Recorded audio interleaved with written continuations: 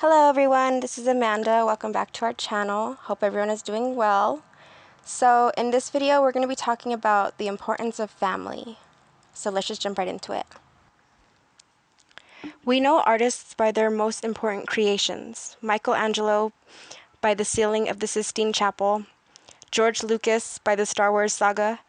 Each masterpiece reveals something of its creator. The same is true of God, especially in his design and purpose of the family. We catch a glimpse of the artist at work by reading the first 2 chapters in Genesis. He spoke galaxies into existence, formed the mountains, filled the oceans, and planted forests with a magnificent range of color and variety. His playful side is evident in creatures such as hummingbirds, ostriches, and skunks. But the masterpiece that reveals more about God than anything else shows up when God made something called a family, in Genesis chapter 1, verses 27 through 28. So God created man in his own image. In the image of God he created him. Male and female he created them, and God blessed them. And God said to them, "Be fruitful and multiply and fill the earth and subdue it, and have dominion over the fish of the sea and over the birds of the heavens and over every living thing that moves on the earth." God has commanded that the sacred powers of procreation are to be employed only between a man and a woman lawfully wed as husband and wife. Parents have a sacred duty to rear their children in love and righteousness, to provide for their physical and spiritual needs, and to teach them to love and serve one another. Cain and Abel were sons of Adam and Eve. Cain a farmer and Abel a shepherd. Each sacrificed the fruits of their labor to God. God looked favorably upon Abel's sacrifices but not Cain's, and in anger over the incident, Cain murdered his brother. God later asked Cain where his brother was, and Cain replied, "I know not. Am I my brother's keeper?" This story is a reminder that yes, we are indeed responsible for the welfare of our family. By both murdering his brother and refusing any responsibility to care for him, Cain effectively cut himself off from his family. Cain's actions resulted in his own isolation because he could never return home. Harming others can certainly put us at odds with our family and communities, yet there's an interesting link between selfishness and isolation. Early in human history, being excluded from their social groups could put people in harm's way. Without the protection, food, and shelter the group provided, they were extremely vulnerable. Feeling isolated can prompt us to seek human connection, but there's always the chance of slipping into self-preservation mode. Isolation can feed self-preservation tendencies, resulting in even greater loneliness. Whether or not our parents practice what they preach, most of us grow up with the basic idea that we're to watch out for our fellow family members. If we don't, it's more than just a personal or moral failing. Depending on the situation, someone could literally suffer or die because of our inaction. Family is at the center of God's plan for the happiness and progress of his children. The Holy Bible teaches that God established families from the very beginning, and it shows us many examples of strong families. It also teaches us how to have a loving and happy family. 2 essential elements of family, are marriage and parenthood, reveal God's character like nothing else in creation. The love between a husband and wife provides a glimpse of Christ's passionate devotion to us as his bride. In the same way, the ups and downs of parenthood offer a compelling picture of God's tenderness and patience towards us as his children. And family does more than reflect God's character. It provides a safe place where children can experience God's love and learn how to love other people. We set the stage in our marriages and set the stage for our children's concept of a family. Psalms chapter 127, verses 3 through 5. Behold, children are a heritage from the Lord. The fruit of the womb is a reward. Like arrows in the hands of a warrior, so are the children of one's youth. Happy is the man who has his quiver full of them.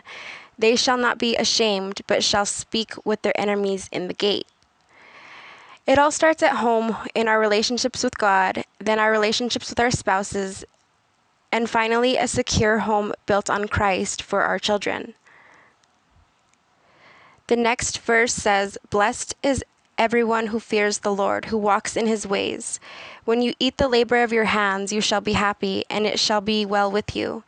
Your wife shall be like a fruitful vine in the very heart of your house, your children like olive plants all around your table. Behold, thus shall the man be blessed who fears the Lord." Understanding the purpose of family. Proverbs chapter 1 verse 8 says, "Listen, my son, to your father's instruction, and do not forsake your mother's teaching."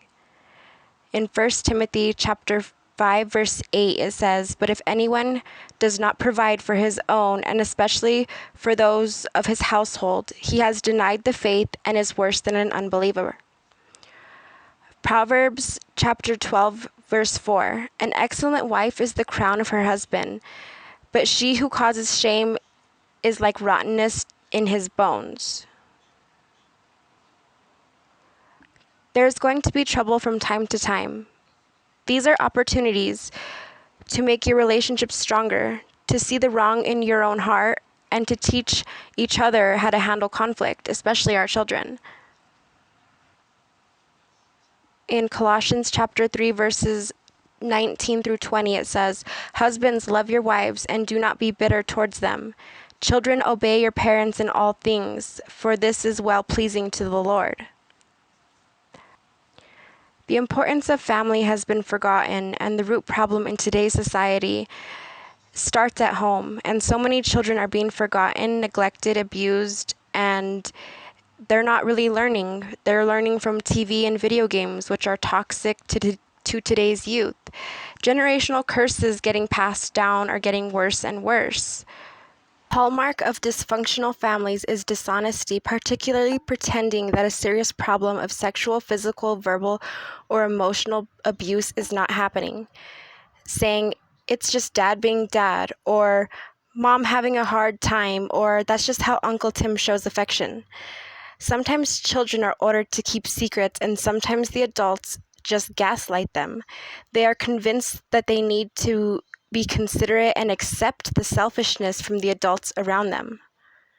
A family that refuses to face addiction, mental illness, or abuse is dysfunctional. All members are expected to participate in a lie.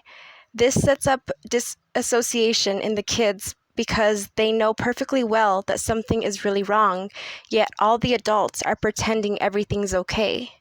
These problems can become generational if ignored. There's different factors that affect these cases, such as drug abuse and addiction, alcoholism, poverty, and mental health issues. In the news, we see stories of family dysfunction turning into everyday crimes of child abuse, parents who physically and sexually abuse their children, kids killing their parents, elderly parents being abused, domestic violence resulting in murder. So many cases of family members hurting one another. Some recent examples are, in Georgia a few months ago, a mother sold her 7-year-old daughter for drugs, and the man who she sold her daughter to sexually abused her, then strangled her to death. This mother allowed a monster to hurt her precious daughter for drugs, and then he killed her. Another one is Victoria Martins, who was a 10-year-old little girl who was sexually abused, strangled, and dismembered by her mother's boyfriend and his cousin. She suffered an STD, she was sexually abused, and drugs were also involved. These cases are trending, and people don't care when it comes to their problems. Everyone else has to pay for their choices.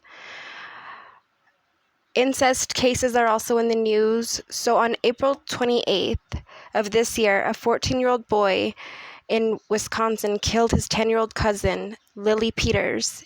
He admitted to planning her rape and murder and confessed to hitting her with a stick while they were playing in the woods, killing her and then forcing himself on her. Other increasingly common stories of parents killing their children themselves. So there was a California woman who killed her 3-year-old daughter during an exorcism gone wrong a few months ago with no remorse. Another story of a father in Sacramento. He killed his three daughters and their chaperone and himself at the church they attended. Also in the news, kids killing parents. A 15-year-old in Texas killed his family and posted pictures on social media with no remorse. Another 15-year-old in Arkansas killed his parents and sister over an argument about bad grades. There's also stories about spouses killing each other over money and greed. So Lorenzen Wright was a retired NBA player, and his ex-wife plotted his murder, all over money. She met the men she recruited to kill him at her church. All over greed and money. The two shared 6 children, and now these children don't have a mother or a father. Elderly abuse is also in the news. That's often and common. So many daily headlines that are becoming so increasing in the numbers. And no matter what the motives of anger, money, cheating, drugs, mental health problems, no matter what the motive is, it's getting out of hand, and people are blinded by the lies that Satan is telling them. They're blinded by their selfishness. Dysfunctional families are normal in today's society, and family values aren't the same and have little to no meaning to people anymore. No family is perfect, but the complete lack of care for family is the attitude that a lot of people tend to have nowadays. The enemy does seek to attack families. He likes to keep division and strife among families. That is his purpose. Since his time is not long, the attacks on humanity have increased. But we can overcome and defeat all of the negativity, all of the evil with God's word. We have the ammunition and a way to protect ourselves. Selfish people usually insist on having things their own way at the expense of others. The need to impose getting one's way over others is an unreal attitude and expectation that sets other people off against them. When the person with selfish tendencies doesn't get what he or she wants, he or she might feel devalued. Since they cannot tolerate the feelings of fear, hurt, anxiety, helplessness, and despair, they defend themselves against it. They deny and rationalize their own contribution to the problems to preserve their own internal fantasy of being right and everything's just like all good. In the book of Jonah, God models for us how to persist with stubborn people when they exhibit defiance and selfishness. And all of us have our own stubborn moments. Every marriage is made up of 2 broken individuals trying to figure out how to be one together in fellowship together. We have an idea of how things should go, and we get frustrated when things don't go as we planned. We buy into the lies that tells us that we deserve to have things our way. Entitlement seeps into our relationships and causes discontent in our homes.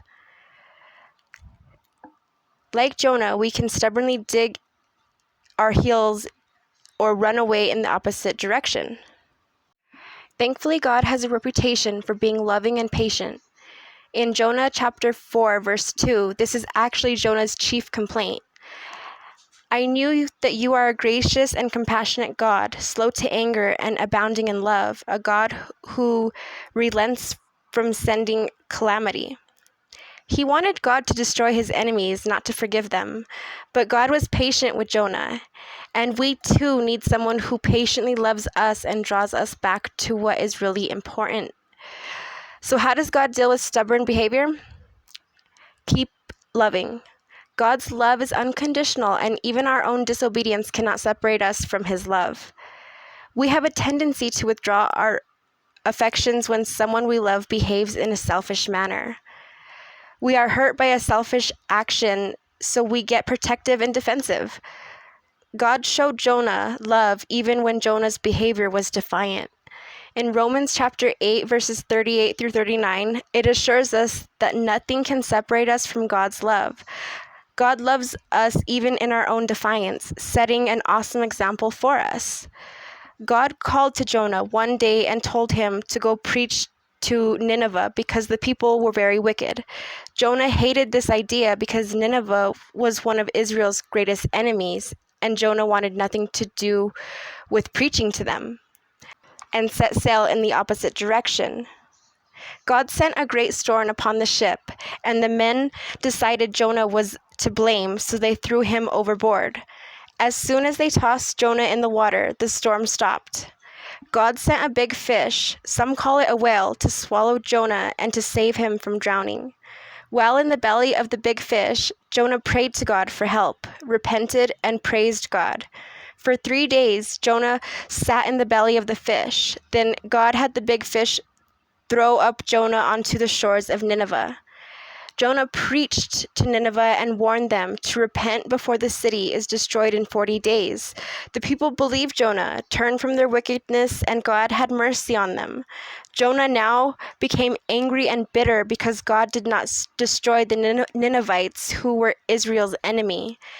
When Jonah sat to rest, God provided him a vine to give him shade. The next day, God sent a worm to eat the vine. Jonah now sat in the hot sun, complaining and wanting to die. God called out to Jonah and scolded him for being so concerned and worried about just a plant, while God was concerned with the heart condition and the lives of 120,000 people who lived in the city of Nineveh. So we have to practice patience. We are not a patient culture. We want things to go our way, and we want it to happen immediately. God is more long-suffering. He persists long after we have had enough. Jonah was not interested in grace for Nineveh, but thankfully God is much slower to become angry. Instead of rehearsing your list of how you've been wronged, remind yourself of all for which you have been forgiven. Then your heart will be more accurately to reflect God's compassion. God loves Nineveh so much that he is unwilling to condemn them without allowing them a chance to repent. He cares for Jonah so much that he keeps redirecting him even when Jonah has turned his back in the complete defiance. Without limit setting, selfish people will hurt you and those around them. Redirect to God's word. God did not abandon Jonah to his poor choices, but redirected him back to his purpose. We often need the same reminders of what is truly important. Is it worth losing a relationship over getting our way? Are our preferences more important than people? How would our behavior look to God? We need to keep the perspective of following God's plan and purpose for our lives rather than just following our own desires. We all have our Jonah moments where we feel sorry for ourselves and we want the world to revolve around our needs and desires. As broken people, we all need to have people in our lives who are lovingly willing to redirect us back to God. Thankfully, God led us a good example of how we should persist with one another in love. He gave us Jesus Christ, and Jesus Christ, he taught us that family is important, and without family, it's a very lonely and isolated world that it's just impossible. James chapter 1, verse 13 through 15. Let no one say when he is tempted, I am not tempted by God, for God cannot be tempted by evil, nor does he himself tempt anyone. But each one is tempted when he is drawn away by his own desires and enticed. Then the desire has conceived, it gives birth to sin, and sin, when it is full grown, brings forth death. The Lord created families as a beautiful extension of his image. Sadly, in our fallen world, we are born to natural sinful state and can only be redeemed by our Creator. Our natural state is selfish at best and pathological at its worst. Dysfunction comes naturally to us. That is why salvation through Jesus is the key to breaking generational sin. Jesus offers us forgiveness, cleansing of sin, and real unconditional love. Jesus gives us, his followers, the power to love like he does, a love that is filled with grace and compassion. He is our example to how to love rather than loving ourselves or the earthly pleasures. Jeremiah chapter 32:18 says that the consequences of sin from one generation are visited on the next generations. Sin's destructive consequences can hurt the person committing the sin as well as those around him. Each generation has the choice to let our natural inclination repeat the cycle or to find a better way. People often want to break negative cycles but don't know how to because the way of thinking and the way they are raised with has confused them. In addition, breaking the cycles can divide families when a person decides to follow Jesus instead of the family traditions.